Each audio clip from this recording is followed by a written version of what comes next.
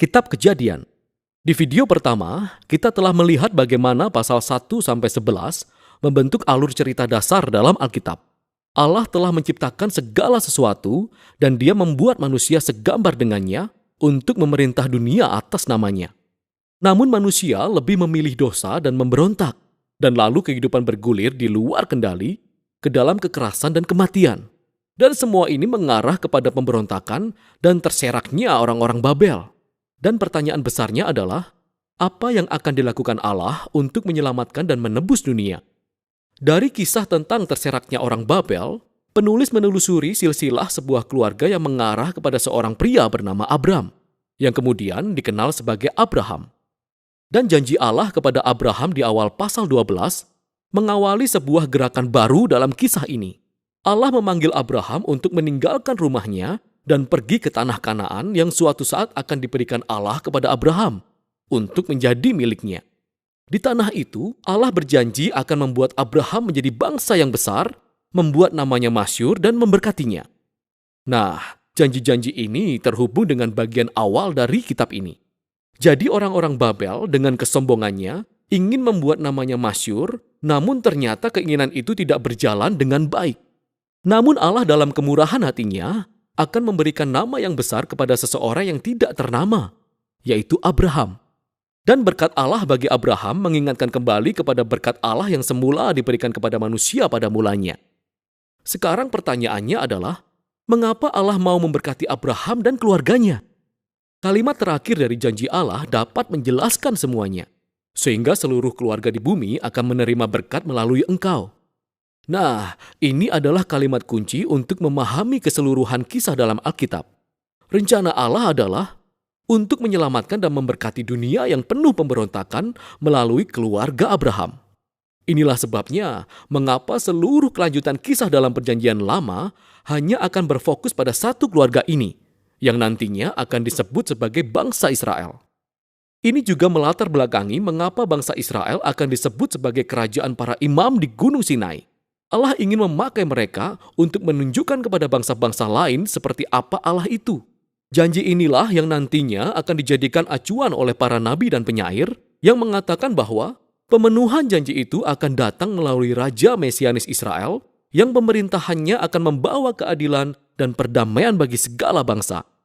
Sampai titik ini, kisah ini belum benar-benar jelas. Sehingga kita harus terus membaca dan melihat bagaimana janji ini berkembang. Sisa kitab ini berfokus kepada Abraham dan keluarganya. Pertama-tama, Abraham sendiri, lalu Ishak anaknya, dan Yakub anak Ishak, kemudian berlanjut kepada ke-12 anak Yakub.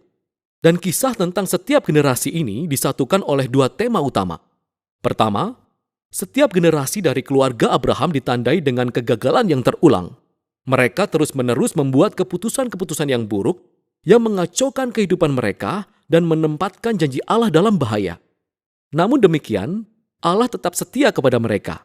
Dia terus menyelamatkan mereka dari diri mereka sendiri dan menegaskan kembali komitmennya untuk memberkati mereka dan memberkati bangsa-bangsa melalui mereka meskipun mereka sering gagal. Kisah Abraham. Allah telah menjanjikan keluarga yang sangat besar kepada Abraham.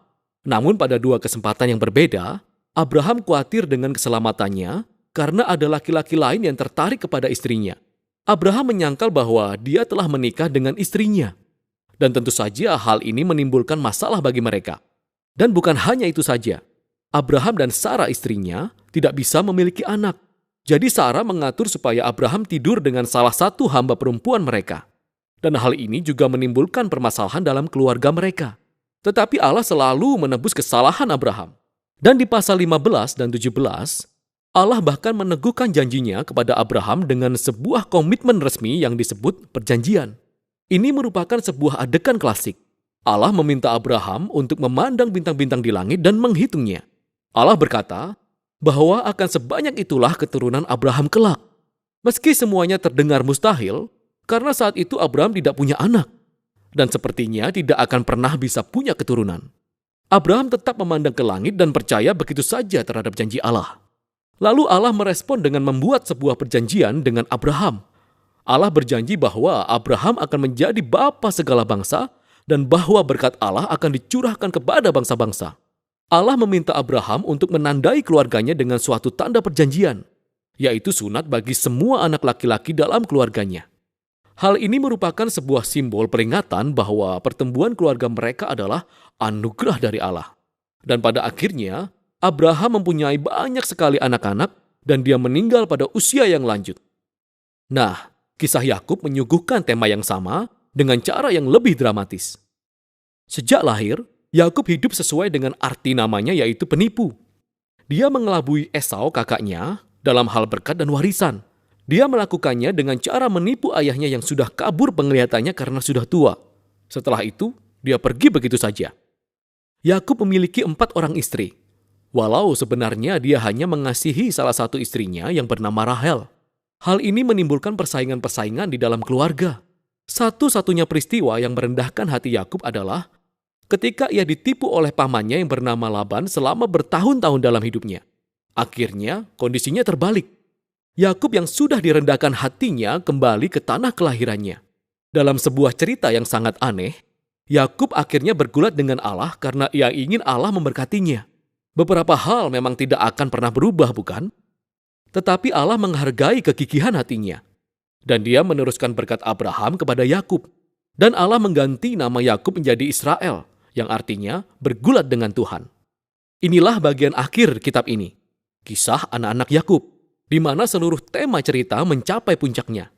Yakub mengasihi anak termuda kedua yang bernama Yusuf, lebih dari dia mengasihi anak-anaknya yang lain. Dan Yakub memberikan jubah istimewa kepada Yusuf. Dan ke-10 kakaknya menjadi benci terhadap Yusuf. Mereka menculiknya dan berencana untuk membunuhnya.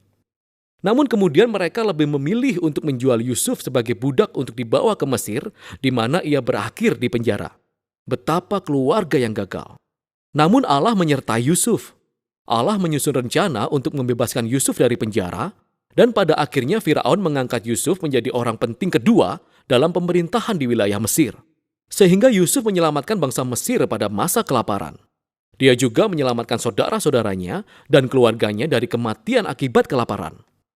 Sekali lagi, kita bisa melihat kebodohan dan dosa keluarga Abraham yang dipertemukan dengan kasih setia Allah yang sanggup mengubah maksud jahat dari saudara-saudara Yusuf menjadi kesempatan untuk menyelamatkan kehidupan. Hal inilah yang sebenarnya dikatakan Yusuf hampir di bagian akhir kitab ini. Dia berkata kepada saudara-saudaranya, "Memang kamu telah mereka-rekakan yang jahat terhadap aku, tetapi Allah telah mereka-rekakannya untuk kebaikan, yakni memelihara hidup suatu bangsa yang besar." Kata-kata ini diletakkan secara strategis di bagian akhir kitab, karena kata-kata tersebut tidak hanya merangkum kisah Yusuf dan saudara-saudaranya, tetapi juga keseluruhan isi kitab. Mulai dari Kejadian 3 dan seterusnya, manusia terus bertindak egois dan melakukan kejahatan, tetapi Allah tidak akan meninggalkan dunia ini berjalan dengan caranya sendiri. Allah tetap setia dan bertekad untuk memberkati umatnya walau mereka banyak mengalami kegagalan. Kita dapat melihat hal ini terutama bagaimana janji misterius tentang keturunan seorang perempuan akan dikembangkan dalam kitab ini. Ingatlah Kejadian pasal 3. Allah berjanji bahwa pemenang yang terluka akan datang dan meremukkan kepala ular dan mengalahkan kejahatan pada sumbernya. Kemudian penulis menghubungkan janji ini secara langsung dengan garis keturunan Abraham. Ini adalah sebuah babak mengenai bagaimana Allah akan mencurahkan berkatnya kepada bangsa-bangsa. Dari Abraham, janji ini lalu terhubung kepada Yehuda, anak keempat Yakub, dan beginilah kisahnya. Dalam syair yang sangat penting yang terdapat di pasal 49, Yakub yang sudah tua dan terbaring di atas tempat tidurnya, ingin memberkati ke-12 anaknya. Ketika tiba pada giliran Yehuda, Yakub menubuatkan bahwa Yehuda akan menjadi suku yang memimpin kerajaan Israel. Dan bahwa suatu hari nanti, akan datang seorang raja yang akan memerintahkan ketaatan kepada bangsa-bangsa dan memenuhi janji Allah untuk memulihkan berkat taman bagi seluruh dunia. Setelah itu meninggallah Yakub, yang kemudian disusul oleh Yusuf. Keluarga yang terus berkembang ini tetap tinggal di Mesir. Kitab Kejadian diakhiri dengan segala harapan akan masa depan dan janji-janji yang masih menggantung dan belum dikembangkan. Hal itu memaksa kita untuk membuka halaman selanjutnya dan melihat bagaimana kisah ini akan berlanjut. Tetapi untuk sekarang, itulah isi kitab Kejadian.